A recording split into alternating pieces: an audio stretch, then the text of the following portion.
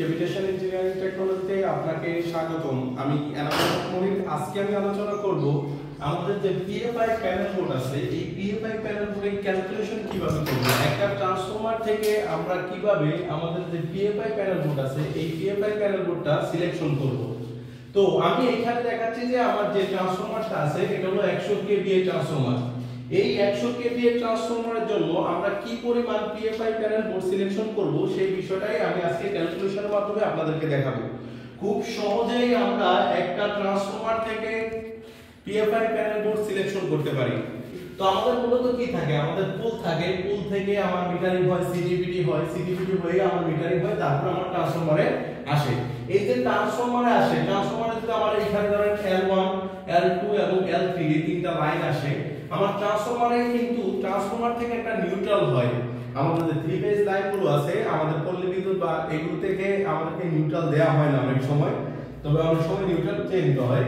তো এইখানে আমার ট্রান্সফরমার থেকে একটা নিউট্রাল আছে, কারণ এটা L1, এটা L2 এবং এটা L3। এই ট্রান্সফরমারে L1 L2 L3 তিনটা লাইন থেকে আমার যে মিটারিং হয়ে আসবে, সেই লাইনগুলো আমার কোথায় যাবে? সেই লাইনগুলো যাবে আমার এই এমডিবি বোর্ড, অর্থাৎ main distribution board. MDB full meaning হলো মেইন ডিস্ট্রিবিউশন বোর্ড।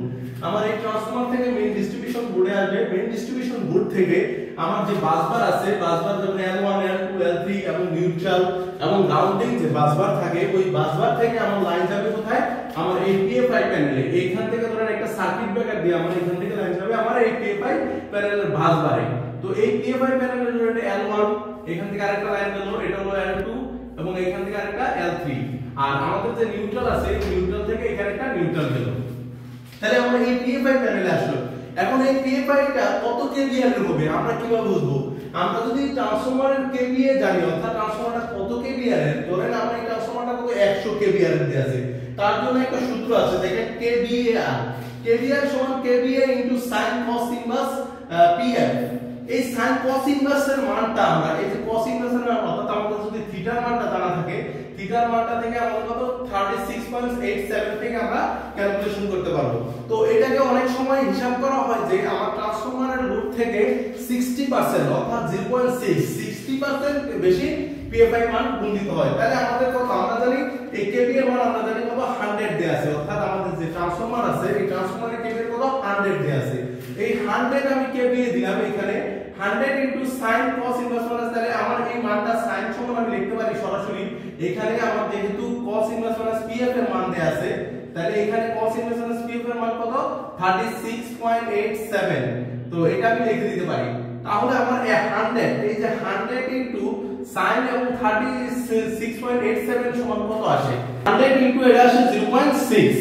তাহলে আমার এই 0.6 গুণ করলে আমার যে কেভিটা আসবে সেটা হলো আমার এই পিএফআই প্যানেলের মান, অর্থাৎ কত কেভিআর এর ক্যাপাসিটর। 100 ইনটু 0.6 গুণ দেই, তাহলে আমার আসবে 60, অর্থাৎ আমাদের যে কেভিআর হবে 60 কেভিএআর এর ক্যাপাসিটর হবে। এই 60 কেভিআর এর ক্যাপাসিটরকে আমি কয় স্টেপে সাজাবো, অর্থাৎ এক স্টেপে সাজাবো না দুই স্টেপে সাজাবো নাকি 6 স্টেপ? তো আমাদের এই ক্ষেত্রে একটা জিনিস অনুসরণ করা হয়, সেটা হলো 6 12 12 প্লাস 12, অর্থাৎ এইভাবে সাজানো হয়। তাহলে আমার যে ক্যাপাসিটর, অর্থাৎ আমরা খুব সহজে ট্রান্সফরমার থেকে আমরা কেভিআর অর্থাৎ ক্যাপাসিটর দিয়ে আমরা যে পিএফআই প্যানেল আছে, এই পিএফআই প্যানেলটা আমরা সিলেকশন করব। সিলেকশন করার জন্য KVR equal KVR sin cos inverse minus PF. আর যদি সরাসরি করতে চান তাহলে আমরা এইভাবে সরাসরি বসাই দিতে পারি, KVA R equal to KVA into 0.6। তাহলে 0.6 আমার কেভি কত 100, তাহলে আমি এখানে 100 বসাই দিলাম। আর 0.6 যদি হয় তাহলে আমার 60%, অর্থাৎ 60 কেভিএ আর এর ক্যাপাসিটর হবে। তাহলে আমরা ট্রান্সফরমার থেকে আপনার ক্যাপাসিটর কত হবে, অর্থাৎ পিএফআই প্যানেলের সিলেকশন কত কেভিআর হবে 60 কেভিআর। তাহলে আমরা এই পিএফআই প্যানেলটা হবে কত 60 কেভিএ। আর এখন এই 60 কেভিআর কে আমাদের কি করতে হবে, স্টেপে সাজাতে হবে।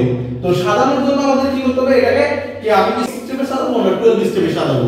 যেহেতু আমাদের 60 কেভিআর এর, সেটা ডিপেন্ড করে আপনার লোডের উপরে, লোডগুলো কখন কিভাবে চলে তার উপর ডিপেন্ড করে আমরা 60 কেভিআর কে ভেঙে সাজাতে পারি। তাহলে আমি যদি 60 কেভিআর কে ভেঙে সাজাই, তাহলে 60 কেভিআর, তাহলে আমি প্রথমে একটা সরাসরি 5 কেভিআর দিয়ে দিব।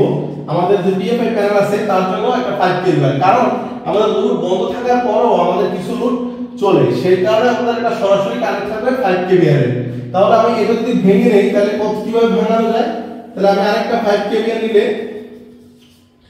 10 তারপর আমি একটা 10 নিলাম বা 7 যত ছোট থেকে শুরু করা যায়, যত ছোট থেকে শুরু করা যায় ওইভাবে আমাদের এখানে কত 6 সিস্টেম, অর্থাৎ আমি যদি 6 সিস্টেমের সাথে 6 সিস্টেমে সাজাবো। 6 সিস্টেমে সাজানোর পর যদি আমার এটা 5 কেভিআর এর ক্যাপাসিটর হয়, 5 কেভিআর এর ক্যাপাসিটরটাকে আমি কি বের করব, আমি ক্যাপাসিটরটা থেকে আমাদের কারেন্ট বের করতে হবে। কারেন্ট বের করে আমরা কি করব, এই 5 কেভিআর এর ক্যাপাসিটরের সাথে আমরা সার্কিট ব্রেকার সিলেকশন করব, ম্যাগনেটিক কন্টাক্ট সিলেকশন করব, তারপর সিলেকশন করার পরে আমরা ক্যাপাসিটরের মানগুলো ওইভাবে পিএফআই প্যানেল সেটিং করব। তাই আজকের মূল টপিকটা ছিল আমাদের ট্রান্সফরমার থেকে কিভাবে আমরা পিএফআই সিলেকশন করতে পারি। খুব সহজে আমরা এই যে এই সূত্রটার মাধ্যমে করতে পারি, অথবা আমরা এই যে এই সূত্রটার মাধ্যমে করতে পারি। কিন্তু এইখানে আমরা সরাসরি থিটার মানটা আমি দেখিয়েছি, আর এই যে সূত্র এটা এবং এই সূত্রটার মাধ্যমে আমি 0.6 টা বাইর করে নিয়েছি। আজকে এই পর্যন্তই। ভালো থাকবেন, সুস্থ থাকবেন। আসসালামু আলাইকুম।